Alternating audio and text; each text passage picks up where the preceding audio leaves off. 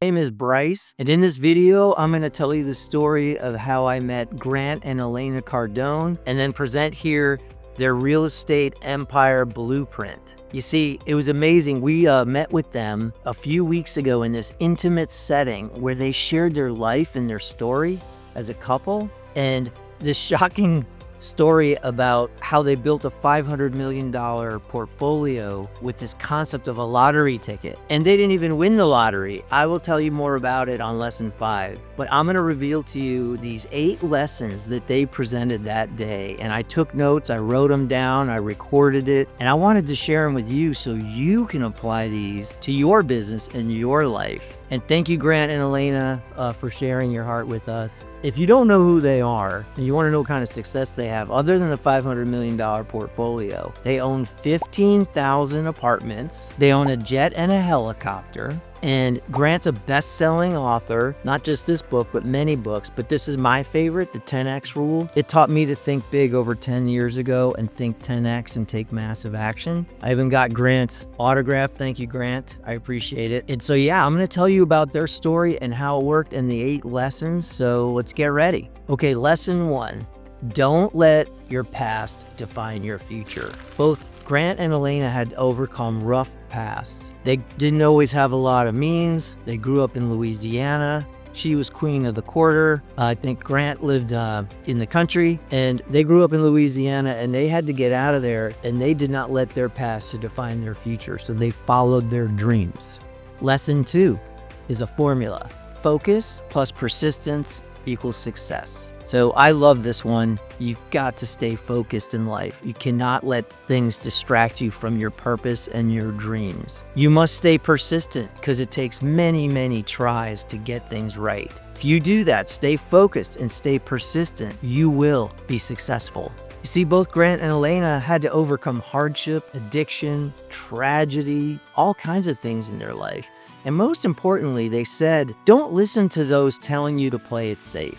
Some people will try to protect you by suggesting you should just play it safe and not follow your dreams because that's risky. You might fail, but you cannot listen to those people. You have to follow your dreams and not play it safe if you want your dream life. Lesson 3. Greatness happens when you leave something to get closer to something else. You have to leave this something and go closer to the something else. Might sound obvious, but you have to be willing to leave where you are today, your stature in life, and go pursue get closer to where you want to be in life. This is really interesting because you have to be willing to trade down your life and give it away to go get something better. Both Grant and Elena had to move. They wound up in LA. She was working as an actress and a model, pursuing her dreams. And Grant had a hunch that he would meet his wife in LA. So he sold his house in San Diego and then moved to LA, not even knowing his wife, not even having met her yet. So that's a pretty ballsy hunch there, Grant, but it worked out well. So we have to be willing in life also to trade what we have now for something better. So greatness happens when you leave something to get closer to something. Lesson 4, it takes 2 in relationships. And Grant said, no, it takes 1 in a relationship. What he meant was, you have to be committed to the relationship. He actually committed to meeting his wife before he even met his wife, which is really cool. So he had to show up every day, presenting himself until he got to know Elena and eventually win her over. The way he did this is really cool, is he said, last impressions beat first impressions. This is also kind of part of Grant's wisdom. No one ever says that. They say it's all about first impressions. No, his first impression to Elena wasn't an impression at all. She didn't even know him or like him. Or over many engagements, he kept pursuing her and eventually won her over. So he says the last impression beats the first impression. And that's so true in business, right? They might not know you from the first impression, but once they get to know you and your offering and your persistence and your values, and you find that you guys are well aligned, then you can make an impression upon people. Lesson number 5, the lotto game. The lotto game helps you dream big. So if you are struggling to figure out what is your real dream in life, play the lotto game.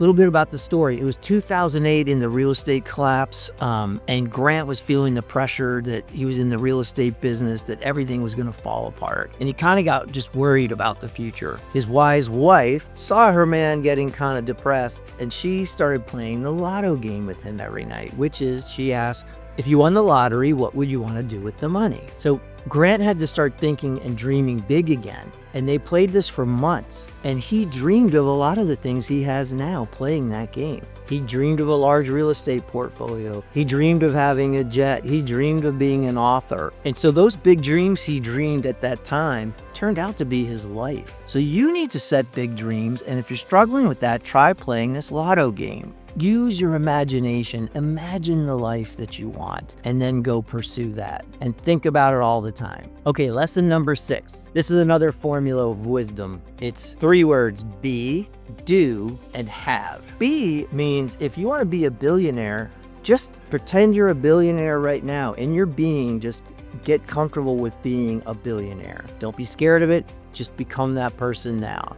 Do is you have to do something to get there. So start taking action on a daily basis to become that new future self. And then lastly, have is if you can just imagine yourself in that state now, that as if you have it, just start living that way, thinking that way, feeling that way. And then that is how you become it, because these thoughts and feelings turn into reality. So be, do, and have is how you generate success. Okay, lesson number 7. These are getting serious. So now, he said, helping is the end goal of financial success. Helping somebody else. If you can have a goal to help somebody, you'll be more driven in business, not only to help yourself, but then to help others. And when you start helping others, you start getting a lot more energy back from people and seeing the benefits of your work and the purpose and fulfillment. And then that really supercharges your energy to doing even more of it. So in your business, try to make as many people wealthy along the way so that you have a team of cohorts that you're helping build up the company together and you all succeed and win together. All right, number 8 is probably my favorite. That he said, kids are the product. I was like, interesting. In his business, kids are not the product. What he meant is in life. Elena and Grant told a story about how they decided to double down on their parenting. And even though they were executives running a country and a company and jet setting around the world and a lot of demands on their time, they set a priority to be a parent, to do parenting chores and spend time with the kids. And they got rid of their nanny so that they can just be the parent to their children. They had both children at this meeting. They both seemed very bright young women. And I as well share, I have 3 daughters and I am so proud of my product. If my product is my daughters, then I've been successful, because they are just amazing young women, smart, hardworking, fun to be around. They're just a joy. And so thanks to my wife and I, we really invested heavily in our children as the product. So I can really relate to that one. In fact, we did a lot of these things that Grant and Elena did. We left our life in DC to find a new life in Dallas as entrepreneurs. And we wanted to give back as well. And we try to give 10% to ministry and to charity to help others. And we like the flexibility to have tight family time, so it's not all about work. And so I've tried to follow these 8 principles from Grant and Elena. Thank you so much for sharing your life and your story with us. We'll be posting almost daily. We have also any comments. I'll answer every question or comment and help you in any way I can. This is part of how I can fulfill my mission to serve. And so ask questions. I'll be sure to help you. Thank you so much. Bye. Thanks for watching.